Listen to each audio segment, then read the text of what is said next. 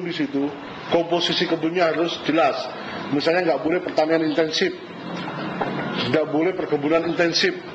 Dia harus tetap memikirkan namanya faktor konservasi.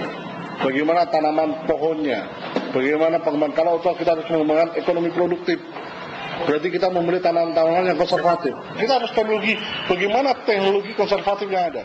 Dalam beberapa tahun terakhir, keberadaan DAS sebagai sumber pengairan utama untuk menunjang ketahanan pangan menjadi wacana penting di Indonesia, termasuk di daerah kita, Sulawesi Tenggara.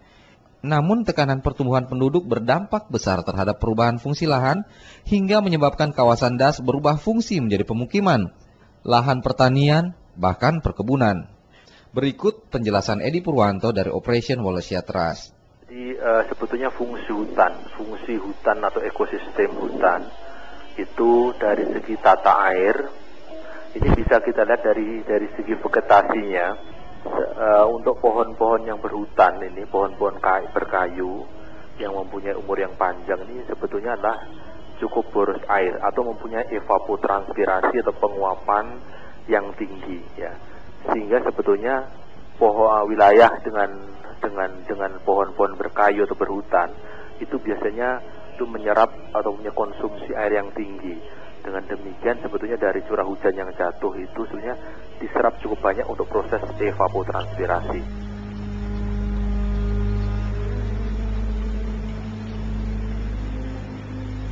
Kelangkaan air untuk pengairan irigasi sawah bukan persoalan sepele yang bisa diabaikan begitu saja.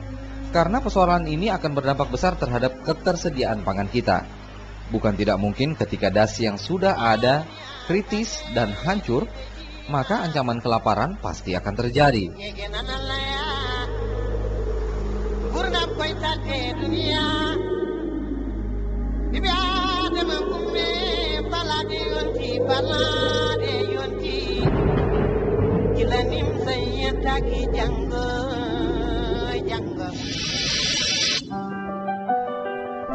Ada banyak upaya yang bisa dilakukan untuk menjaga ketersediaan air untuk pengairan irigasi sawah. Masyarakat cukup menjaga dan mempertahankan keberadaan daerah aliran sungai dari kegiatan konversi lahan yang merusak kelestarian hutan di sekitar DAS. Bukan hanya masyarakat, tetapi pemerintah dan semua komponen terkait bisa menjaga kualitas vegetasi dan penutupan hutan dan lahan. Seperti yang diungkapkan petugas BP DAS Sampara, Mahendro. Kita harus sebetulnya masalahnya komprehensif ya. Kita terbawa masalah-masalah yang harus diselesaikan adalah bagaimana kita semua punya konsen terhadap penanganan ekosistem DAS itu sendiri.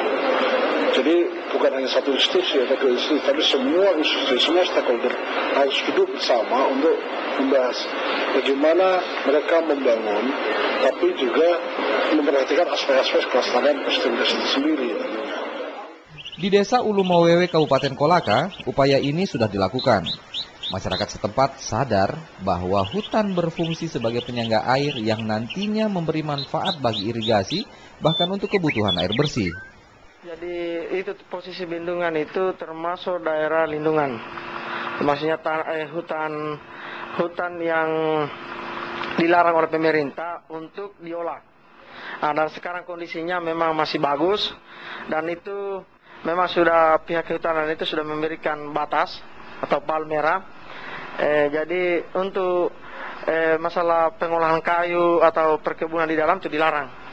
Untuk masyarakat membuat rumah, kami dari pemerintah desa itu memberikan surat rekomendasi atau surat keterangan pengambilan ramuan rumah melalui Dinas Kehutanan dalam hal ini UPTD.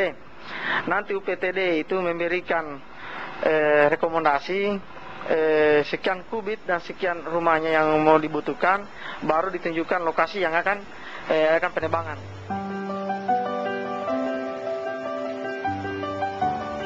Untuk menjaga konsistensi masyarakat, pemerintah Desa Ulu Mawewe bersama masyarakat membuat satu aturan khusus yang berisi larangan bagi warga mengambil kayu di dalam kawasan hutan. Kesadaran masyarakat dan kemauan pemerintah dalam menjaga kelestarian daerah aliran sungai sangat penting. Karena bukan tidak mungkin bila seluruh DAS yang ada di daerah kita rusak, maka peluang terjadinya bencana juga akan semakin besar. Bukan hanya bahaya banjir dan erosi, tetapi yang paling menakutkan adalah terjadinya krisis pangan. Sebab hampir seluruh ladang sawah di daerah Sultra sangat ditentukan oleh keberadaan daerah aliran sungai atau das.